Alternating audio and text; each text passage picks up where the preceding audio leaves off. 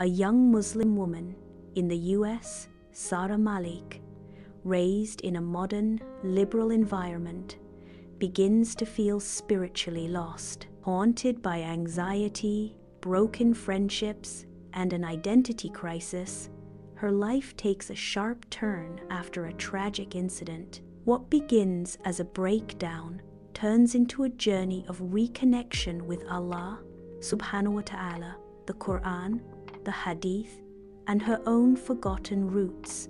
Throughout her journey, she encounters Muslim women from diverse backgrounds, each with a story that reflects her own, and each one helping her rediscover her purpose through Deen. Her ultimate goal becomes not only her own spiritual healing, but helping others, especially women, find their way back too.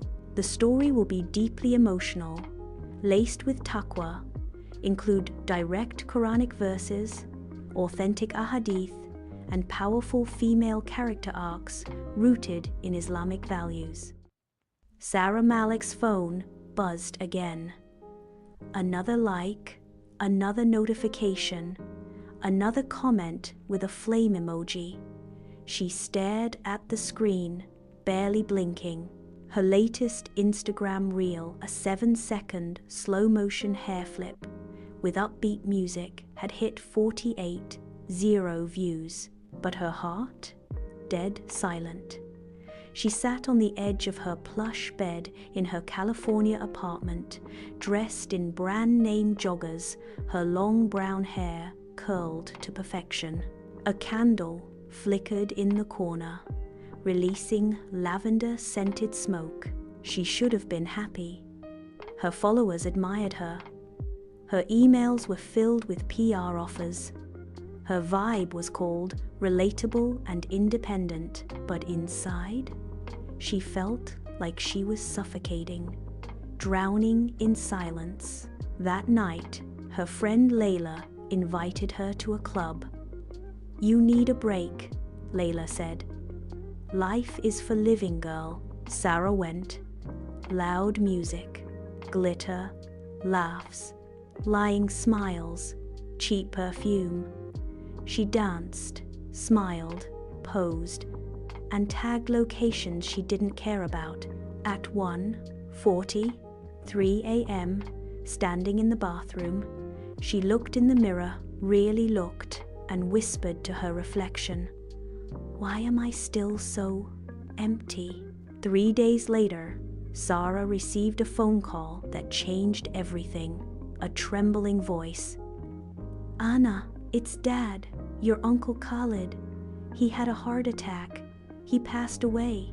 Time froze.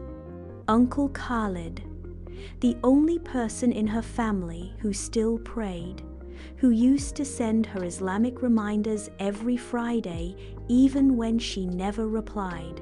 The man who once told her, "When you forget Allah, the world forgets you." Sarah dropped her phone. She didn't cry. She didn't scream. She just stared into space. That night, she tried to sleep, but guilt clawed at her ribs. Regret screamed in her chest, and then she remembered her uncle's favorite ayah. She opened a dusty Qur'an app on her phone and searched Surah Al-Ankabut, ayah 45. Indeed, prayer prohibits immorality and wrongdoing, and the remembrance of Allah is greater. She read it again and again. Tears welled up in her eyes. Why didn't I listen when he was alive? She turned off the lights, curled under the blanket, and whispered, "Allah, I don't even know how to talk to you, but I'm tired of this life. If you're still listening, help me." That night, for the first time in years, she didn't scroll to sleep. The next morning, her life felt different. Still dark, but slightly cracked open like light was trying to peek in. She skipped coffee. Instead, she opened YouTube and typed, "How to reconnect with Allah when you've been lost." The first video was from a channel she'd never heard of before. LightSteps, A Journey Back to Allah. Video title: Even if you feel far, Allah is closer than your jugular vein. The thumbnail showed a Muslim woman staring out a window with stormy skies behind her and light on her face. Sarah clicked play. A soft voice began. Have you forgotten how to pray? Felt too ashamed to talk to Allah? Do you think it's too late? Let me tell you, you're not alone. This is your first light step. Welcome back, Sarah cried. Real tears. As if someone had opened the windows of her soul. Later that evening, her roommate Layla walked in. You okay? You missed our brunch. Sarah looked up. I think I just met someone who reminded me of myself before the noise. Layla chuckled. Girl, you sound like a monk. Sarah smiled faintly. Maybe I'm just starting to hear again. Sarah Malik had always been good at hiding her sadness. She knew how to smile without meaning it, how to laugh without joy. She was fluent in the language of pretending. But after Uncle Khaled's death, after discovering the LightSteps video, something in her armor began to crack. And once the cracks begin, the mirror breaks. That morning, Sarah walked into the living room wrapped in her hoodie, eyes puffy from tears. Layla, her roommate, raised an eyebrow. Rough night? Sarah nodded, sipping warm water instead of her usual iced latte. You sick or soul-searching? Layla smirked. Sarah surprised herself with her reply. Maybe both. Layla laughed and walked out. Sarah sat alone. And this time, she didn't scroll. She simply stared at her reflection in the dark TV screen. Long lashes, contoured cheeks, plump lips. Her followers said she was flawless. But for the first time, she didn't believe them. She saw someone unfinished. Someone lost. Then she remembered the Qur'an she once got at Sunday school, still sealed in plastic, buried somewhere in her closet. She searched. Dusty shelves, unopened boxes, and there it was. Black cover, silver border. Al-Quran Al-Karim, embossed in soft Arabic calligraphy. Her hands trembled as she opened the first page. No dramatic light filled the room, no sudden change, just one deep breath. And then, she read, Surah Al-Duha, Ayah 3:5. Your Lord has not forsaken you, nor has he become displeased. And surely the hereafter is better for you than the present, and your Lord is going to give you, and you will be satisfied. Tears ran silently down her cheeks. It felt like Allah was speaking directly to her. She whispered, Ya Allah, you didn't leave me. Later that week, Sarah walked to the nearest mosque for the first time in years. Not to pray, just to breathe in that sacred air. She sat on the women's side, watching sisters gather for a halaqah. She didn't know what to say, so she just sat in the corner, head low, heart heavy. Then, a voice. Soft, warm. Salam, sister. First time here? Sarah looked up to see a woman older, graceful, hijabi, with lines of experience on her face and softness in her eyes. I'm Sister Amina, she said, offering a date. No one comes here by accident. Sarah hesitated, then whispered, I think I forgot how to be a Muslim. Amina smiled with a kind of gentleness Sarah had never known. And yet, you're sitting in a masjid. The door of Allah is never closed. You didn't find him. He called you back. Sarah broke down. And in that moment, the mirror finally shattered. She wasn't who she pretended to be. She was broken and ready to be rebuilt. That night, she opened LightSteps on YouTube again. The next video was titled, Why Allah Lets Your Heart Break. She watched every second, and when it ended, she whispered, Thank you, Allah, for breaking me before the world could. The world hadn't changed, but Sarah had. Ever since meeting Sister Amina at the masjid, something inside her had begun to stretch open slowly, quietly, like the first breath after a storm. She wasn't religious yet. She didn't know all the rules, but she knew this. She missed Allah, not just in the masjid, but everywhere, in the quiet, in the guilt, in the spaces between her own broken pieces. That week, Sarah made a decision. She wouldn't just read the Quran. She would listen to it, understand it, talk to it, let it talk back. She downloaded a Quran app with English tafsir and chose a chapter at random. Surah Yusuf. She'd never read it before. Not deeply, not for meaning. She clicked play. A soft reciter's voice echoed through her bedroom as the translation played on screen. Surah Yusuf, Ayah 19, and there came a caravan of travelers. They sent their water drawer, and he let down his bucket. He said, "Good news, here is a boy." Sarah leaned forward. This was the moment Yusuf, As, thrown in a well by his own brothers, was found not by his family, but by strangers. She paused the recitation. Tears welled in her eyes. That's me. Thrown by those I loved, found by strangers in a masjid. She felt the ayah wasn't just about him, it was about her. The Quran is not a book, it's a mirror, a medicine, a map. She began highlighting ayahs, then writing her reflections. She bought a simple leather notebook and titled it, Ayahs That Know Me. Every day, she wrote one verse, one feeling, one dua. One afternoon, she asked Sister Amina, "Did you always love the Quran?" Amina smiled. "No. I met it after losing everything." Sarah blinked. "You reverted?" "Yes," Amina said. "After a divorce, after depression, I picked up the Quran, thinking it might save me. It didn't. Allah did, but He used His words to guide me." Sarah held back tears. "Sometimes I feel so behind." Amina placed her hand over Sarah's. "The only one ahead is the one walking toward Allah, even if she's crawling." That night, Sarah sat by her window with her Quran open. She had a new ritual now. Read one surah, write one reflection, make one dua. She read Surah Al-Baqarah, Ayah 2. This is the book about which there is no doubt, a guidance for those conscious of Allah. Sarah whispered, "Guide me, Ya Rab, even when I forget how to walk." And then she felt it. Not light, not peace, but hope. From her Quran journal, "Please, don't let me get lost again." The masjid had become her favorite place. Not because of the carpets, not the architecture, not even the silence. It was the women. Each one wore her own story, like a veil, some heavy, some light, but all woven with struggle and strength. Sarah had started attending halakas weekly, sitting beside Sister Amina, who introduced her to others slowly, gently, without pressure. No one judged her. No one stared at her uncovered hair.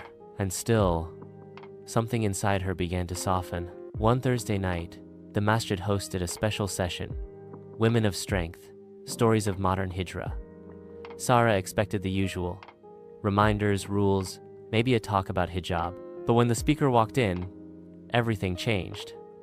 Her name was Sister Maryam.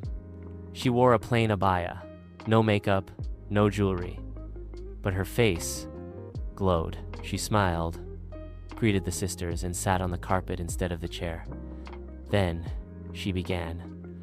10 years ago, I was a lawyer in Manhattan, divorced, exhausted, spiritually empty. I had everything this world says is freedom, but I was dying inside.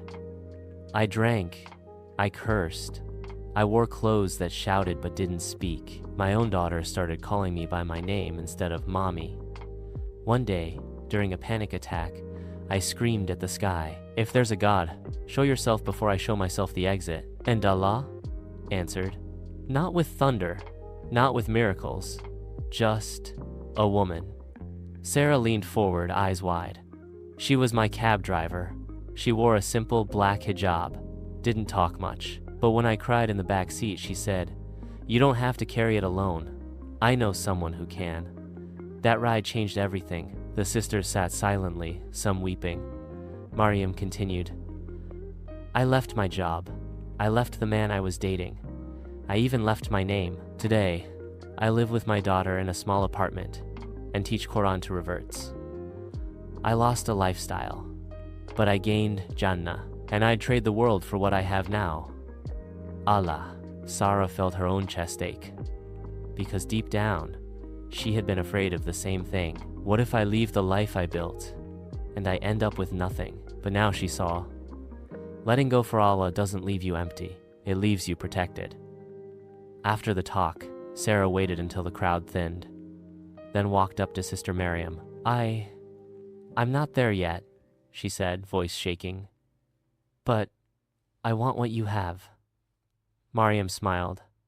Then start walking. You don't need to sprint. Just take the first light step. Sarah smiled.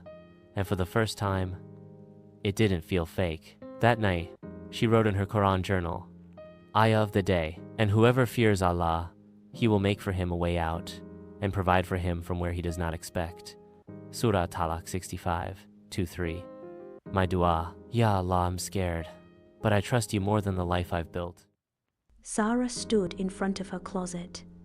It stared back like a mirror of her past. Tight jeans, cropped hoodies, dresses bought for the camera, and shoes chosen to impress strangers. She sat down on the floor, took a deep breath, and cried, not because she missed the attention, but because she finally saw how much she had given away just to be accepted. A few days earlier, she had texted Sister Amina, Sarah, how did you know it was time to wear hijab? Amina, when I realized I feared people more than I feared Allah. Amina, and then I chose whose eyes mattered more. Sarah began researching hijab. Not just its ruling, she already knew it was fard, obligatory. She wanted to understand the why. That's when she came across this hadith. The Prophet ﷺ said, modesty is a part of faith. Sahih Bukhari 9:89-263. And this verse from the Quran, Surah Al-Ahzab 33:59. O Prophet, tell your wives and your daughters and the women of the believers to bring down over themselves part of their outer garments. That is more suitable that they will be recognized and not be abused. She read it again and again. So I can be known, not shown. That weekend, she decided to do something bold. She took a walk wearing a loose abaya and a simple black scarf. Not wrapped perfectly, not for Instagram, but for Allah. Some people stared, some whispered, some scrolled past her as if she didn't exist, but in her heart there was peace. And then came the real test. Her influencer brand emailed, your recent posts are off-brand. The modest content may limit reach. We suggest lightening it up, show skin, not shadows. Sarah stared at the screen. Her stomach turned. This platform had made her money, followers, fame. But now it was trying to mute her iman. She opened a blank draft, typed, thank you for the opportunity. I am choosing a new direction in life, one that pleases the one who created me, not just the ones who follow me. And she hit send. That evening, she uploaded a story, just a black screen with white text. I used to sell my body for likes. Today, I'm covering it for Allah. This is not goodbye. This is Bismillah. LightSteps. Her phone exploded. Mixed reactions. Some, you were prettier before. Some so disappointed, but many said, thank you for being brave. You gave me permission to take my own light step. I needed this more than I knew. Sarah smiled and made wudu. That night, she opened her journal. Ayah of the day, say, indeed, my prayer, my sacrifice, my living and my dying are for Allah, Lord of the worlds. Surah Al-An'am 6. 162. My dua. Ya Allah, accept this small step as worship. Cover me in your mercy, now that I've begun to cover myself for you. Sarah listens to a global Islamic podcast called FunnyFun Voices of Faith, where Muslim women from around the world share stories of their return to Allah from shame, depression, and sin back to light. She finally feels not alone. The day after Sarah posted her modesty announcement, the silence felt loud. Her inbox was nearly empty. Her influencer group chat had quietly stopped pinging. No brands, no hashtags, no noise, just quiet. And in the quiet came doubt. Did I go too far? Am I isolating myself? What if this gets lonely? But then a notification. A WhatsApp forward from Sister Amina. Listen to this episode. It reminded me of you. FunnyFun Voices of Faith. Episode 12. From Model to Mumina. Sarah blinked. FunnyFun?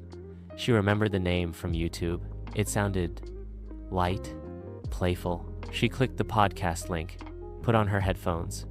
FunnyFun Voices of Faith. Episode 12. A young voice began soft, trembling with truth. I was a hijabi on stage, not on the inside. I recited verses while dating secretly. I said Bismillah before selfies in club bathrooms. Sada froze. The voice continued. One night, I cried on the prayer mat after Maghrib, and I whispered, Ya Allah, please love me back. That night, I didn't get likes, I got light. If you're listening, and you think it's too late, it's not. The door of Allah is always open. Just knock. Sarah wept into her palms. It's like she read my journal. She listened to episode after episode. A reformed party girl from Toronto.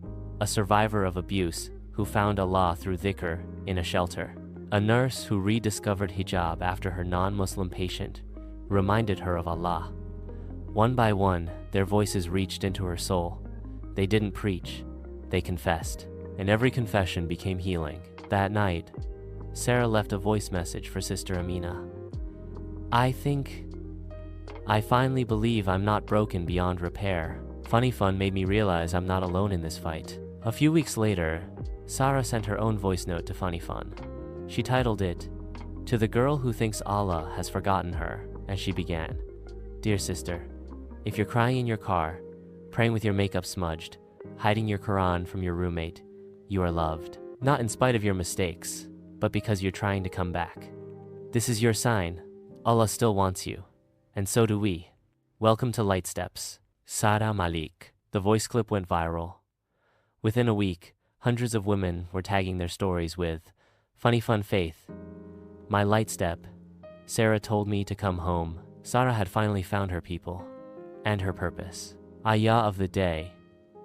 And give good news to my servants, those who listen to the word and follow the best of it.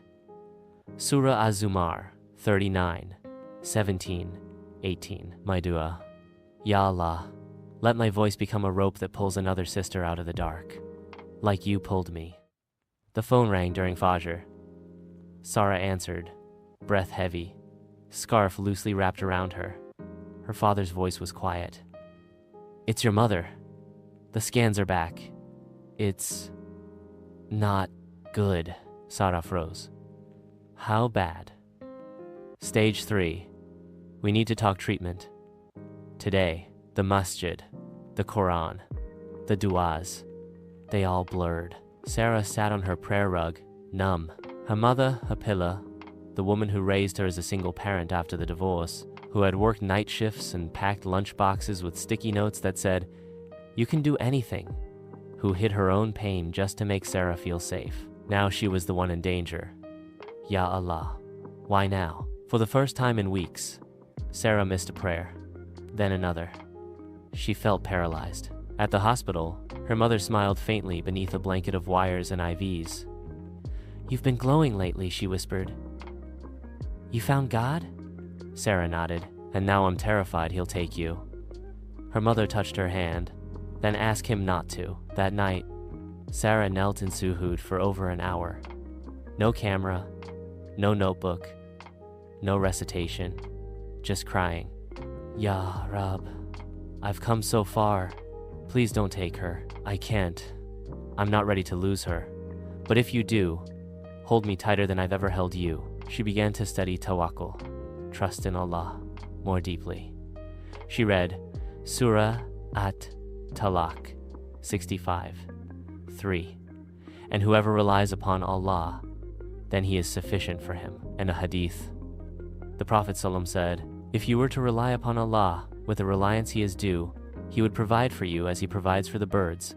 They go out hungry in the morning and return full at night. Tirmidhi 2344. She realized, tawakkul is not the belief that Allah will do what you want. It's the belief that whatever he does will be good for you. The treatment began. There were bad days and worse ones, but every time Sarah sat beside her mother's hospital bed, she whispered Quran softly. Inna ma'al yusri yusra. With hardship comes ease. La tazan, inna Allaha ma'ana. Do not grieve. Allah is with us. Hasbunallahu wa ni'mal wakil. Allah is sufficient for us. One day, her mother smiled. I'm not scared of death anymore. Sarah's voice broke. I am. Then trust in the one who writes the stories. You trusted him with your soul. Trust him with mine too. From Sarah's journal. Ayah of the day. Indeed we belong to Allah, and indeed to him we will return. Surah Al-Baqarah 2:150. My dua. Ya Allah, if you test me, don't let go of me. Not even for a second. And that night, Sarah made a post on her page again, her first in weeks. Post text. Trusting Allah is not about knowing the outcome. It's about knowing the author. My mother is in his hands now. Please make dua for her. Tawakkul, LightSteps. It began with a sunrise. One morning, as Sarah left the masjid after Fajr, she looked up and saw the sky split into strokes of pink, gold, and lavender. It looks like Jannah whispered across the sky, she said to herself. Then her phone vibrated.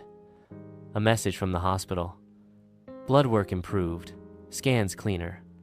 Treatment is responding better than expected. Keep praying. Sarah dropped to her knees in the masjid parking lot right there on the pavement, tears pouring silently. She whispered one word over and over. Shukr, shukr, shukr. That evening, she made another post this time, not as an influencer, but as a servant. You didn't heal me because I was good, Ya Allah. You healed me because you are Ar-Rahman. Answered dua, LightSteps. The next day, she logged into the FunnyFun Voices of Faith site and saw a message. 12. Dear Sarah, your voice note helped over 100 listeners. We're creating a LightSteps mini-series. Would you consider sharing more stories and Quran reflections, just like you've been journaling? The FunnyFun team. Sarah gasped. Me? They want me to teach? She stared at her bookshelf, now lined with tafsir, hadith books, and her worn Quran journal. She smiled. Ya Allah, I never thought I'd be worthy of guiding someone, and yet, here I am. She recorded her first voice note for the FunnyFun LightSteps podcast. Bismillah, to the sister in her car, who hasn't prayed in months, to the one still posting things she doesn't believe in, to the one who wears hijab on the outside and heartbreak inside. You are not a hypocrite. You are in process, and Allah loves the one who keeps returning. I returned. Now come with me. This is your next LightStep. The episode became one of the most played in FunnyFun's history. Women wrote in from Paris, Karachi, Jakarta, Chicago saying, she made me believe I could change. I finally deleted the haram I was clinging to.